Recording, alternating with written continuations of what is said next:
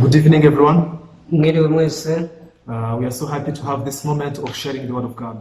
Tuneshejwe no kugira akanya ko gusangira ijambo. Let us pray as we begin. Reka dusenge dutangire. Heavenly Father, we thank you for this moment.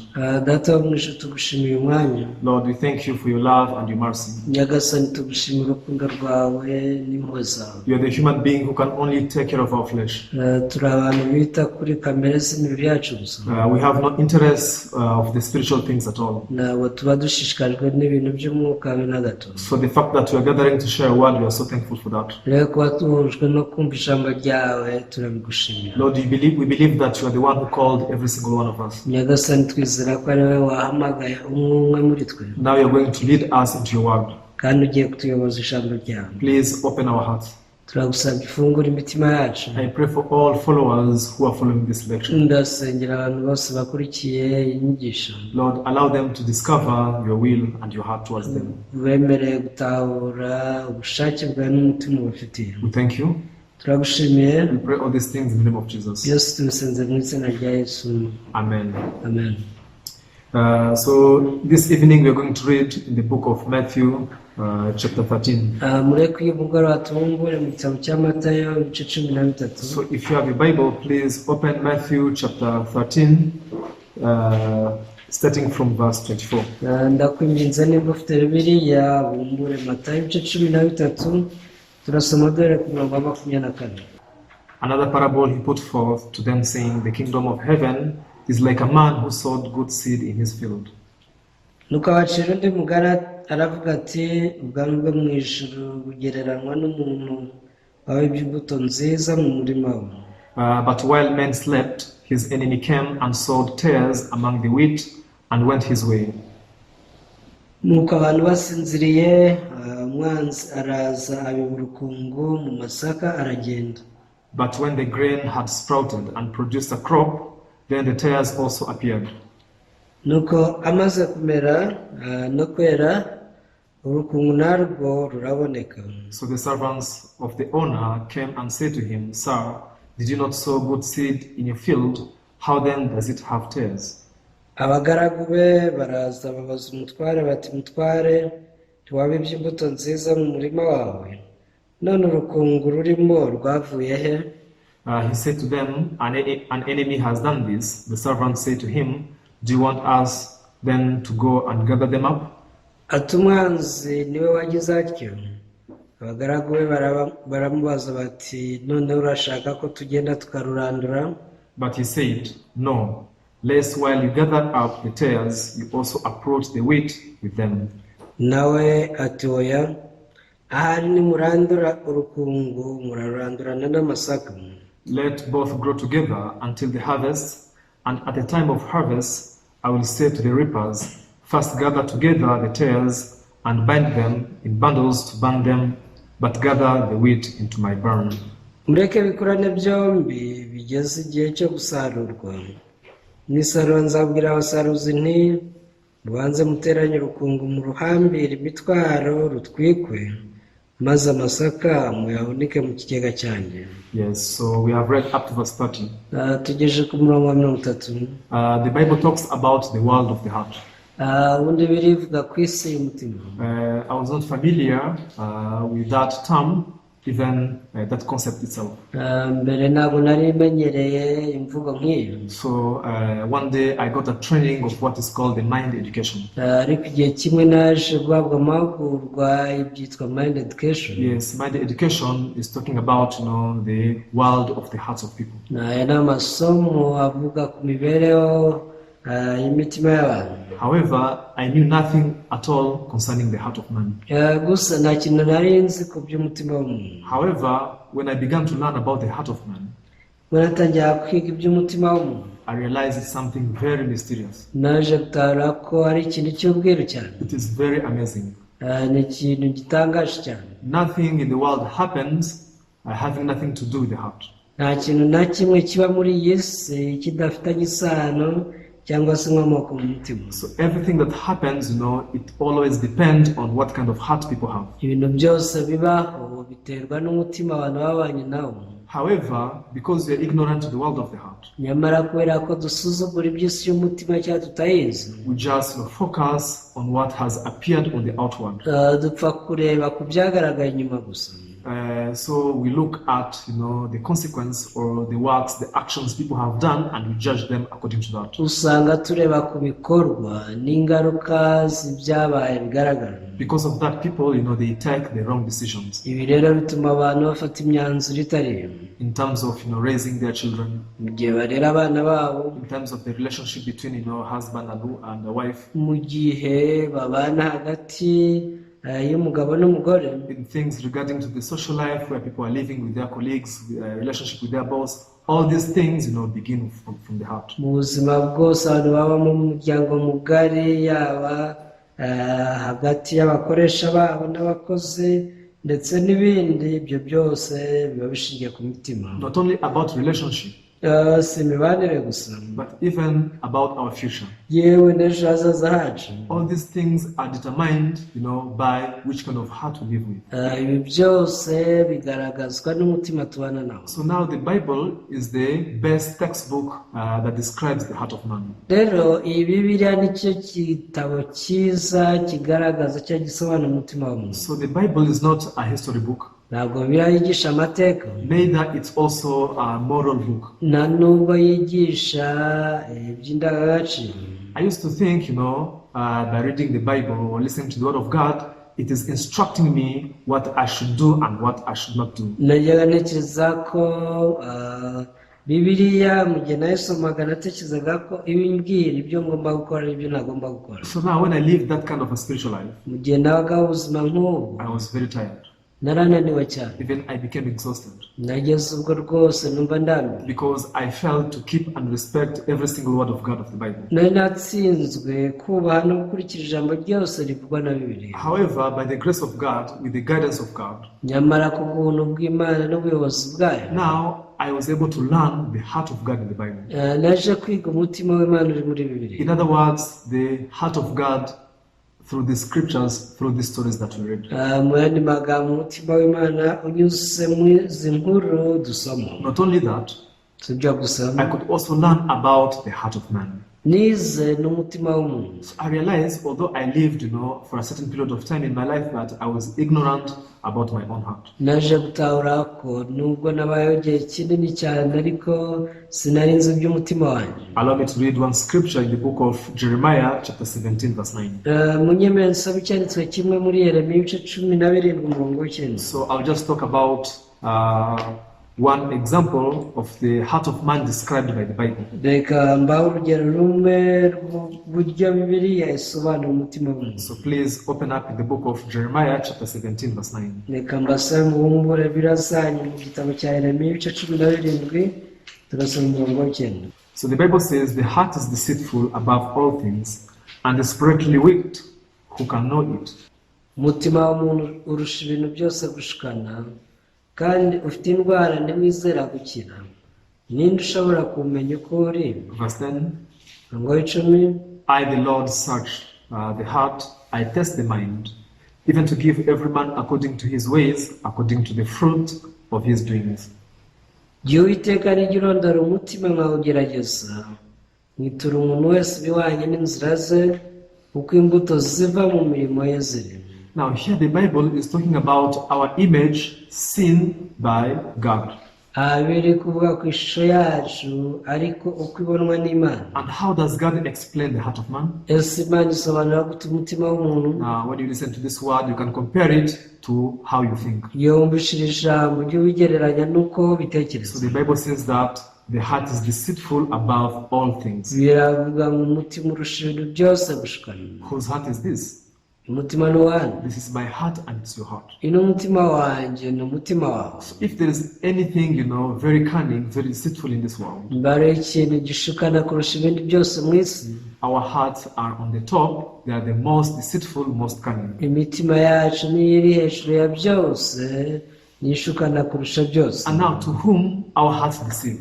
none iyi mitima yacu ishuka nde? We may simply think that our hearts deceive others. ushobora gutekereza ko ishuka abandi bantu, However, that's not what the Bible says. ariko ibyo si byo birivuga. Now, the heart deceives we ourselves, first of all. umutima ushuka nyirawo mbere y'ibindi. Now, I never knew that my heart is deceitful and it deceives me. sinigeze menya ko umutima wanjye ushukana kandi ari njye ushuka. I thought my heart, is obedience to me. My heart, is a good advisor of me. natekereje ko umutima wanjye ari umujyanama wanjye mwiza. However, have you ever heard people saying, I have committed a mistake? hasi mwigeze bumva umuntu avuga ati nakoze amakosa, I have done some errors. nahemutse. So himself, he has committed a mistake. niwe wakoze ikosa. Himself, he has done an error which produce even some bad consequence. niwe wacumuye bizana ingaruka mbi. You see, nobody desires or nobody wishes to have bad consequence in their life. nta muntu uba ushaka kubona ingaruka mbi mu buzima bwe. Who wishes to go to prison?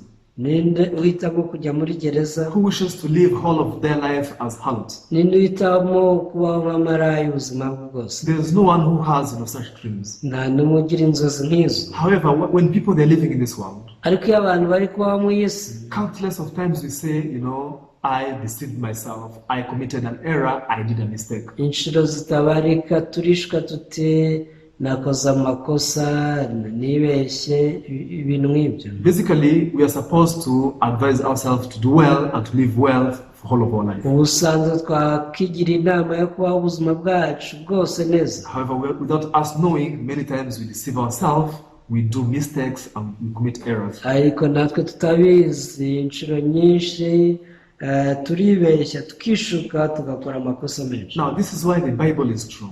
niyo mpamvu ari y'ukuri. Now, God has said the heart is deceitful above all things. imana yaravuze ngo umutima w'umuntu urusha ibintu byose gushukana. It is also desperately wicked, and who can know it? ni umutima ufite indwara utizera agakiza, kandi se ninde ushaka kumenya? So I used to think that I know my heart. njya ntekereza ko nzi umutima wanjye. But how did I know my heart? nari nkuzi gute se? I just used to think that, I'm a good person. naribwiraga ni ngende umuntu mwiza. Or else, if I try hard, if I decide myself and determine, I can be a good person only doing good to others. ikindi gihe nkavuga ni nimbyiyemeza ngashyiramo akabaraga, nzaba umuntu mwiza rwose nkora ibyiza gusa. However, as I was learning the world of the heart, ariko ubwo nigaga isi y'umutima, now this word shocked my heart. iri jambo ryankozeho cyane. My heart is deceitful above all things. umutima wanjye ushukana kurusha ibintu byose. So my heart deceives me all the time. umutima wanjye uranshuka iteka ryose. This is why many times I commit errors. niyo mpamvu inshuro nyinshi nkora amakosa. This is why many times I commit mistakes. inshuro nyinshi ndibeshya. Because my heart is not a good friend of mine. kubera ko umutima wanjye atari inshuti nziza. So the Bible is is able to unveil, to uncover, some mysterious and very important things hidden to us. bibiliya ibasha kuduhishurira ubwiru bwinshi bwaduhishwe. So, especially when parents are raising their children, by'umwihariko iyo ababyeyi barera abana, all parents expect their children to be upright. ababyeyi bose baba bifuza ko abana babo bazaba abana beza. And sometimes when children go astray, rimwe na rimwe iyo abana bakosheje, parents cannot understand. ababyeyi ntibabyumva, They become furious and now they begin to chastise and rebuke them. barabarakarira bagatangira kubahana no kubacyaha. So out of the morals we are taught, out of the education we receive, rero mu ndangagaciro twigishije twatojwe n'uburezi twahawe, most of the time we are told, don't do this. inshuro nyinshi ibyo twabwiwe no kuvuga ngo ntugakore iki, Don't be stubborn. ntukabe inkubaganyi, Don't be arrogant. ntukabe umwibone, Don't be disobedient. ntukasuzugure, Don't drink alcohol. Don't smoke. Don't take the drugs. ntukanywa inzoga, ntukanywa itabi, ntukanywa ibiyobyabwenge. Stop doing these things. hagarika gukora ayo mabi. Now, people who are already involved in those things, nyamara abantu baba baramaze kwirundumira muri ibyo bintu, when they are told stop doing this, iyo babwiye ko ngo babihagarike, they feel somehow strange. bumva ibyo babwiye ari ibintu bitumvikana. Because even themselves, they want to stop doing those things. kubera ko nabo ubwabo bumva bashaka kubireka. People who smoke, abanywa itabi they have a sincere heart of stop smoking. bafite umutima rwose ukomeje wo kureka itabi. Even sometimes they go to the hospital rimwe na rimwe hari n'igihe bijyana kwa and muganga they sincerely ask doctor, bakabwira muganga rwose bakomeje, whatever thing you tell me to do, I will do it, but if I can stop smoking. bakamubwira bati ikintu cyose uzambwira nzagikora nimba cyatuma mpagarika So kunywa to such a itabi. person, to tell them, stop doing this, it does not work. muri umubiri we kumubwira ngo reka kunywa itabi rwose ntaho byafata. Now, when you learn this world of the heart, ariko iyo wizeye isi y'umutima we are able to discover a very simple and powerful way, the method to overcome all of those temptations. ubasha gutahura uburyo bworoshye bwo kunesha iyo mitego yose. Now, if you want to know how you can get the solution to get rid of all these temptations, rero igihe ushaka kubona igisubizo cyo kunesha ibyo bigeragezo byose, first of all, you should know how you happen to fall into those temptations. ni ngombwa kubanza kumenya uburyo byagenze kugira ngo ugwe mu byo bishuko. So here we read the story in the book of Matthew chapter 13. muri Matayo twasomye inkuru yo mu gice cya 13. Now the Bible is talking about a field. Bibiliya ivuga ku murimo. So there was one master who planted good seed, the wheat, in his field. hari umutware umwe wabibye imbuto nziza mu murima we. Yeah, although the Bible is talking about the field, Bibiliya nubwo iri kuvuga ku murima, but the point of Jesus, the spiritual meaning, Jesus is talking about we us. ariko ibyo Yesu ari kuvuga mu buryo bw'umwuka ni twebwe. We can say Jesus was talking about our heart. dushobora kuvuga ko Yesu arimo avuga imitima yacu. This is why I told you the Bible is the book of the heart. niyo mpamvu nababwiye ko Bibiliya ari igitabo cyandikiwe umutima. Now, even though the master planted a good seed in his heart, in his field, nubwo uyu mutware yabibye imbuto nziza mu butaka bwe, the enemy also came and now planted tares into the field. umwanzi yaraje atangira kubiba noneho urukungu mu masaka. And of course, the seed that was planted, it sprouted and it began also to bear fruit. birumvikana urwo rukungu rwarameze narwo rutangira kwera. Now, this is the same also with our heart. ibi rero nibyo biba ku mitima yacu. How does someone become alcoholic? ni gute umuntu atwarwa n'inzoga? How does someone become a prostitute? ni gute umuntu ahinduka indaya? How does someone become a smoker? ni gute umuntu ahinduka umuntu unywa itabi ryigaruriye? So there is a certain thought, there is a certain mind which is planted into their hearts. hari imyumvire runaka ibibwa muri bo. So there has to be the seed of the thought or the seed of the mind which is planted into his mind, into his heart. aba hagomba kuba ingemwe ibibwa mu mutima we n'imyumvire. Then how do you expect such people to change? none ni gute abantu nk'abo bahinduka? Now, you cannot just uproot, that thought. ntabwo ushobora gupfa kurandura icyo gitekerezo gusa. Because if you try to uproot that thought, uramutse ugerageje kurandura icyo gitekerezo, it doesn't work. ntabwo byakunda. Now here, when you look closely in the book of Matthew chapter 13, iyo witegereje neza muri Matayo igice cya 13, now the servants, one day they woke up and they saw the tare had grown. abagaragu umunsi umwe barabyutse bahita babona urukungu rwameze. Now they ran to their master. barirukanse basanga shebuja. Master, you sowed a good seed. bari bati umutware wabibye imbuto nziza. Where did this tare come from? ese uru rukungu rwavuye? They didn't know at all. ntabyo bari bazi. However, the good thing is, ariko icyiza, the master knew everything. umutware we yari abizi neza byose. Even before they came to report, na mbere yuko baza kubimubwira, the master knew already what had happened. yari azi ibyabaye. So we can read here, Matthew chapter 13, dusome Matayo igice cya 13, verse 27 and 28. umurongo wa 27 n'uwa 28. So the servants of the owner came and said to him, Sir, did you not sow good seed in your field? How then does it have tares? 27 abagaragu be baraza babaza umutware bati umutware wabibye imbuto nziza mu murima wawe, none urukungu rurimo rwavuye he? Now here you can see the servants didn't know how the tares came to happen in the field. ahangaha aratwereka ko abagaragu batari bazi uburyo urukungu rwaje mu masaka. Now the master answered and said, verse 28, 28, he said to them, an enemy has done this. The servants said to him, do you want us then to go and gather them up? ati umwanzi niwe wagize atyo. abagaragu be baramubaza bati none urashaka ko tugenda tukarurandura? Now the servants, now they could understand the heart of the master. abagaragu baje kumva umutima wa shebuja. An enemy has done this. Ni umwanzi waje akora ibi. Now we can compare the tear to the thoughts of the flesh that are born in our heart. Udushaka kugereranya urukungu n'ibitekerezo bya kamere y'umubiri bihora bizamuka mu mitima yacu. All people, they don't like, they hate the works of the flesh. Abantu bose ntabwo bakunda imirimo ya kamere. Why do I commit sin?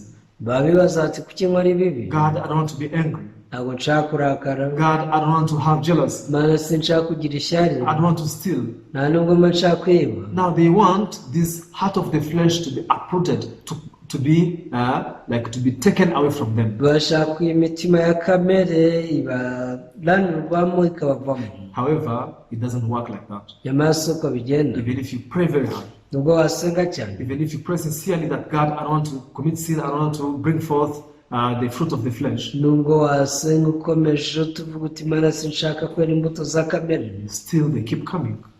zirakomeza zikazamuka. This is my own living experience. Ubu ni ubuzima bwanjye bwite nabayemo. In the past, I shared my testimony with you.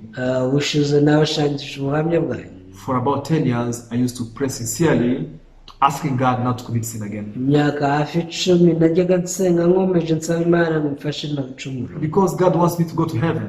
Barakumara ashaka ko njya mu ijuru. If that was the right way, God would have now made me stop committing sin. Iyo nzira iza kuba inzira nyayo, Imana iba yaranyemereye sinongeye gukora icyaha. However, that never happened in my life. Ariko ibyo nta munsi n'umwe byabaye mu buzima bwanjye. Which means the way of God is not like that. Bivuze ko inzira y'Imana atari iyo. People, they think receiving salvation means stop committing sin. Abantu batekereza ko kwakira agakiza no guhagarika gukora ibibi. However, the Bible talks salvation in other ways. Ariko birivuga agakiza mu bundi buryo. Now, how did the master reply to his servants? None shebuja yabwiye ngo iki abagaragu be? Now, he said, verse 29, 29. but he said, no, lest while you gather up the tares, you also uproot the wheat with them. Nawe ati oya, ahari nimurandura urukungu murarandurana n'amasaka. Now you can see the master refused.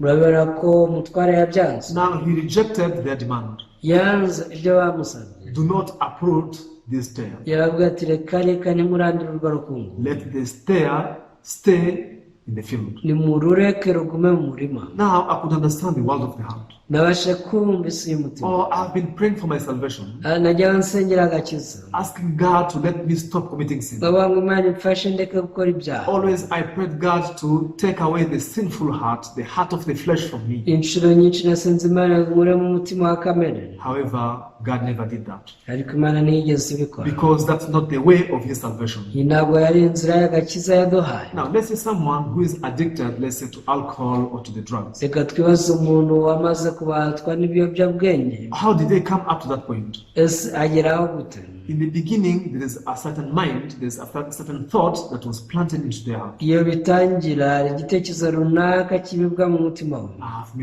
For me to be happy, Ati kugira ngo nishime, for me really to take pleasure and rejoice in my life, kugira ngo nezererwe ubuzima, I should drink or I should take drugs. ngomba kugira akantu mfata nkanywa inzoga cyangwa se nkanywa n'ibiyobyabwenge. Now, how can this person change? Ese uyu muntu azahinduka ate? You cannot remove, that idea from their heart. Iki gitekerezo ntiwagikura mu mutima wawe. That's how many parents do. Niko ababyeyi benshi babigenza. That's how many teachers, many educators do. Abarimu benshi nuko babigenza. However, instead of people changing, now it becomes worse. Ariko kugira abantu bahinduke ibintu bigenda birushaho kuba bibi. Now, what is needed? None ubwo igikenewe ni iki? Now, all you need is to plant another seed. Ikintu ukeneye no kubindi imbuto. If you plant another good seed in that field which is the heart, uyu murima nubamo indi mbuto nziza ariwo umutima wawe. now this person is going to change. Uyu muntu wabibwemo imbuto nziza nta kabuza azahinduka. Now, like the medical doctors, nkuko abaganga babigenza, there is something which they say.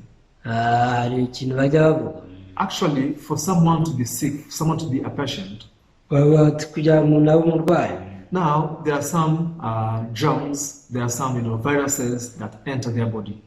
hari virusi n'utundi tunyabuzima dutera indwara twinjira mu mubiri we. Now, when those germs and viruses attack our body, iyo utwo tunyabuzima tutagaragara twinjiye mu mubiri we, now they kill our immune system and someone becomes sick. iyo twishe abasirikare b'umubiri, umuntu nibwo atangira kurwara. Now, how do doctors perform the treatment? ese abaganga bakora iki kugira ngo bakuvure? Do they try to like draw out all the viruses and germs from the body? ese bagerageza kwinjira mu mubiri wawe bakavomamo za virusi zagiyemo? Do they try to remove all of the bad things like germs causing disease in your body? ese bareba twa tunyabuzima tutagaragara dutera indwara turi muri wowe bakatukuramo? No way.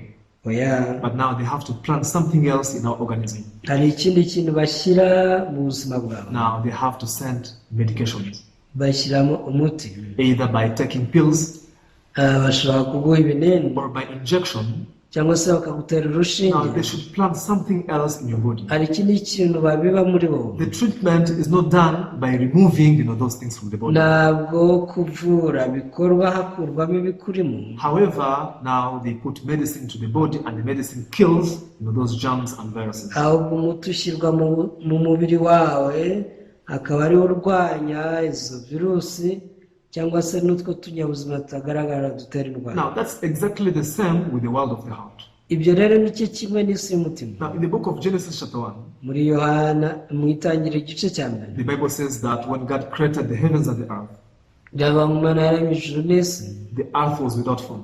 isi yari ifite ishusho, It was in void, yari iriho ubusa and it was filled with darkness. kandi yose y'umwijima. However, now God wanted to get rid of the darkness. nyamara imana yashatse kwirukana uwo mwijima. How did God work?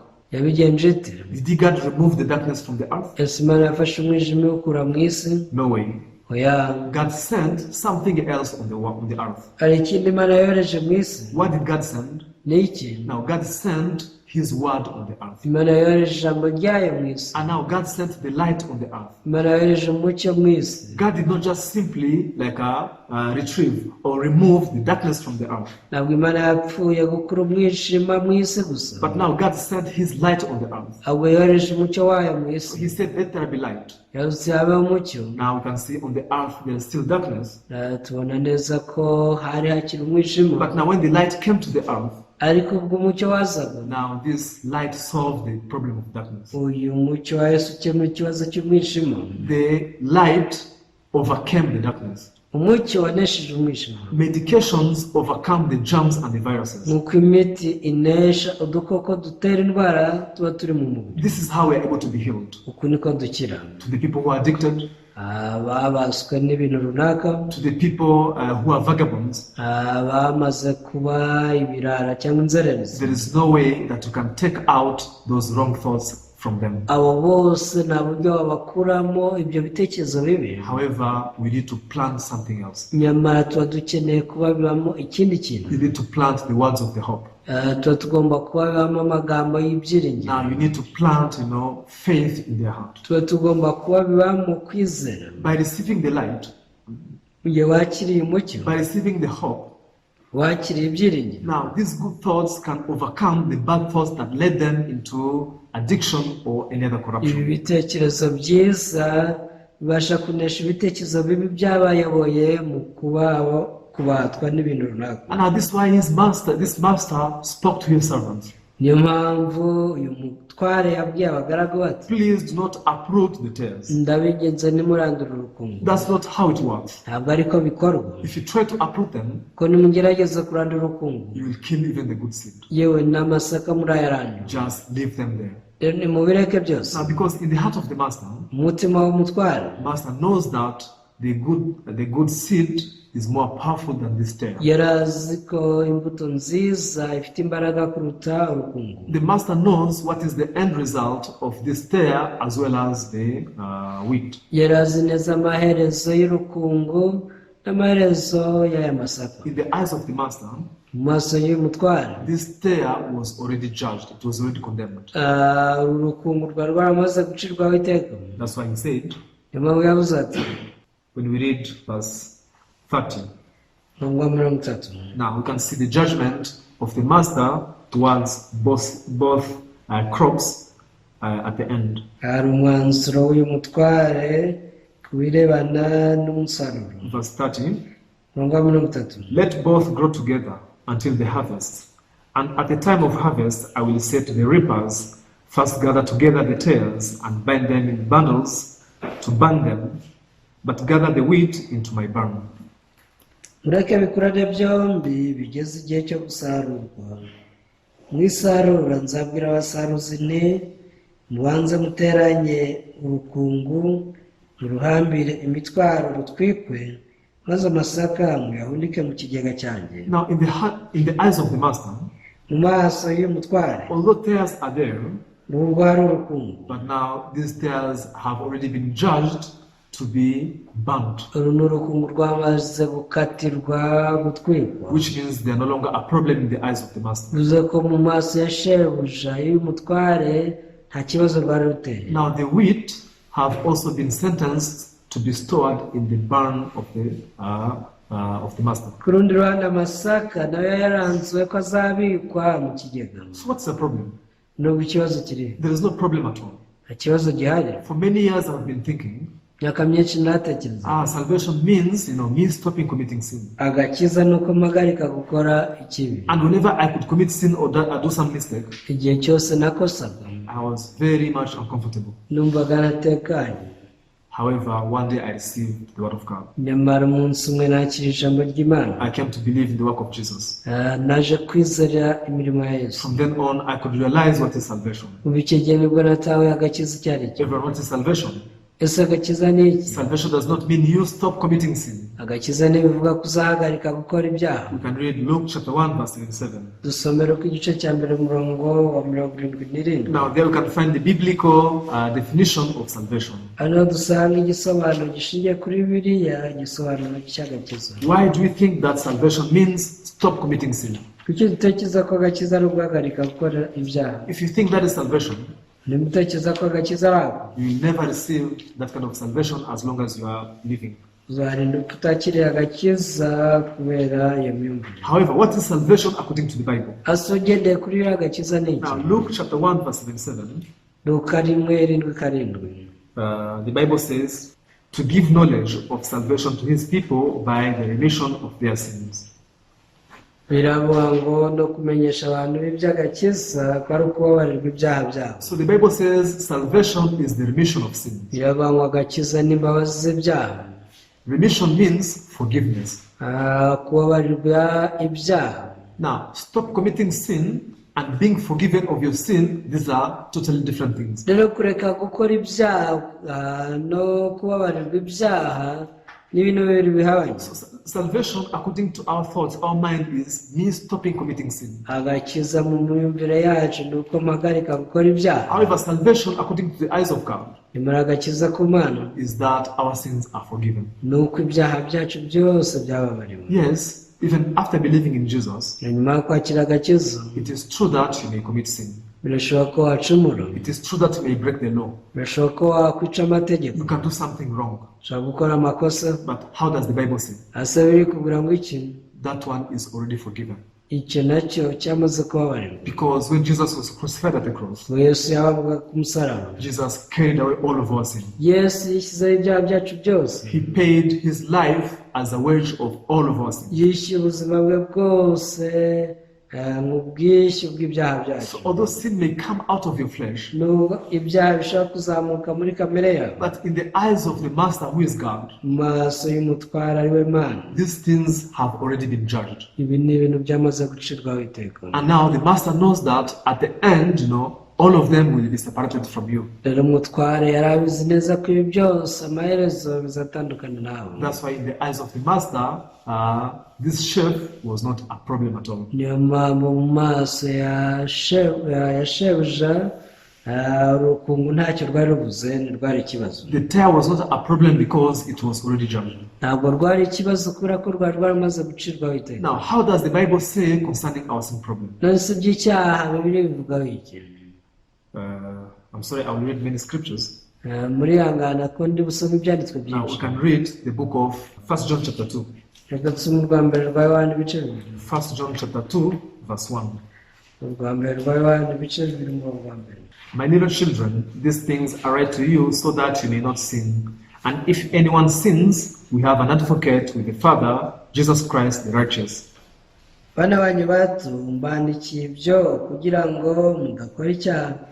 Icyakora nihagira umuntu ukora icyaha, ufite umurengezi kuri Data wa twese, ari we Yesu Kristo ukiranuka. Verse 2. And he himself is the propitiation for our sins, and not for ours only, but also for the whole world. Uwo niwe mahoro yacu, uwo niwe mpongano y'ibyaha byacu, nyamara si ibyaha byacu gusa, ahubwo n'iby'abari mu isi bose. How does the Bible say? Birivuga ngo iki? My little children, Bana banyu bato, the children of God, abana b'Imana, these are the people who have believed in Jesus. ni abamaze kwizera Yesu. They are those who have received salvation, they are born again. Aba ni abakira agakiza bavutse ubwa kabiri. Only are those called the children of God. Aba nibo bitwa abana b'Imana. Now the Bible is advising us not to commit sin. None biri bitugira inama ngo tudacumura. However, the Bible knows that it may happen that you can commit sin. Ariko kandi irabizi ko bishobora kubaho. This is why the Bible says that I write to you so that you may not sin. Impamvu ivuga ngo mbandikiye ibyo kugira ngo mudakora icyaha. And if anyone sins, Nyamara nihagira ukora icyaha, what does it mean? bivuze iki? It may happen that you may sin. Bivuze ko bishoboka ko ushobora gukora icyaha Even after you have become the children of God. na nyuma yo kuba umwana w'Imana. Then what does the Bible say? Bivuga ngo iki? Does it say that you'll go to hell? Yaba ngo uzahita ujya mu muriro Does it say that you'll be condemned? cyangwa uzacirwaho iteka? No way.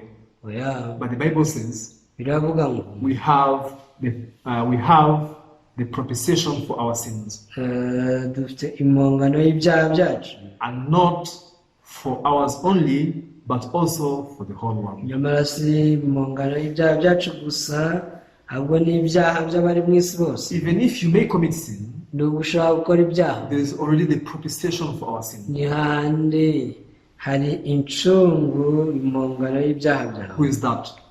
Uwo ni nde? That is Jesus Christ and his works. Uyu ni Yesu Kristo n'ibyo And yadukoreye. now the Bible says not only for ours, None biravuga ngo ibyo si ibyacu gusa, but for the whole world. n'iby'abari mu isi bose. Even the person who will be born in the future. Ni umuntu uzavuka mu gihe kizaza, Even the person who will be born, on the last day. ni umuntu uzavuka ku munsi wa nyuma. The Bible says that Jesus is the propitiation for his sins. Biravuga ngo Yesu yahindutse impongano y'ibyaha bye. That means Jesus Christ now took care of all of our sins from the beginning up to the end. Bivuze ko Yesu yakuyeho ibyaha byacu kuva ku itangira kugera ku iherezo. Even if you may see them, Nubwo wabibonesha amaso, but in the eyes of God, these things were already solved. mu maso y'Imana ibyo ni ibintu byamaze gukemuka So cyane. I really hope that we realize the heart of God. Ndiringira ko mwatahura umutima w'Imana. Yes, and God will bless us to know and to realize his heart and live happily. Imana itaduha umugisha wo gutahura umutima wayo tukabaho twishimye. Yes, thank you very much. Murakoze cyane. Today I'll speak up to here. Uyu munsi ndasoreza hano, Let me pray and we finish. reka nsenge dusoza. Heavenly Father, we thank you for this evening. Data wo mu ijuru tugushimiye umugoroba. Father, we thank you for your love, your mercy. Nyagasani tugushimira urukundo n'imbabazi tugirira. Many times we wanted to remove sin out of our heart. Inshuro nyinshi twashaka kwikuramo icyaha. Many times we wanted to remove the works of the flesh from our heart. Twashaka gukuraho imirimo ya kamere yacu. But the Bible says that as we are busy trying to do that, Ariko bivuga ko iyo duhugijwe n'ibyo, we may cause other problems. dushobora guteza ibindi bibazo. That's why, Father, you have accepted those things to stay. Niyo mpamvu Data wemeye ko ibyo byose bibaho. However, you gave us your promise. Nyamara waduhaye isezerano But Jesus is the propitiation for all of our sins. ko Yesu ari impongano y'ibyaha byacu byose. Our past sin, Ibyaha byo twakoze, our present sin, ibyo dukora ubu, even our future sins. yewe n'ibizakorwa mu gihe kizaza. This is why we are thankful that you gave us everlasting life in Jesus Christ. Iyo niyo mpamvu tugushimira ko waduhaye ubugingo buhoraho binyuze muri Yesu Kristo. Please allow all people to receive this gospel. Wemerera abantu bose kwakira ubutumwa bwiza. Lord Jesus, if you had not paid all of our sins, Iyo utarishyuriye ibyaha byacu byose Nyagasani, even you'd be coming back to pay them once more. twari kuzagaruka n'ubundi kugira ngo tubyishyure. You would have come back to the world Wari kugaruka wowe and keep paying for our sins continuously. ugakomeza ukabyishyura iteka. However, the Bible says that Nyamara biravuga ngo you died only once for all, wapfuye rimwe biba bihagije iteka. and you obtained us the eternal redemption. Uko niko watuboneye gucungurwa kw'iteka. Father, allow us to believe in this truth. Data twemere twizere ku kuri. Lord, we thank you. Nyagasani turagushimiye. We pray all these things in the name of Jesus. Ibi byose tubisenze mu izina rya Yesu. Amen. Amen. Thank you very much. Ndabashimiye cyane. I hope to see you the next time.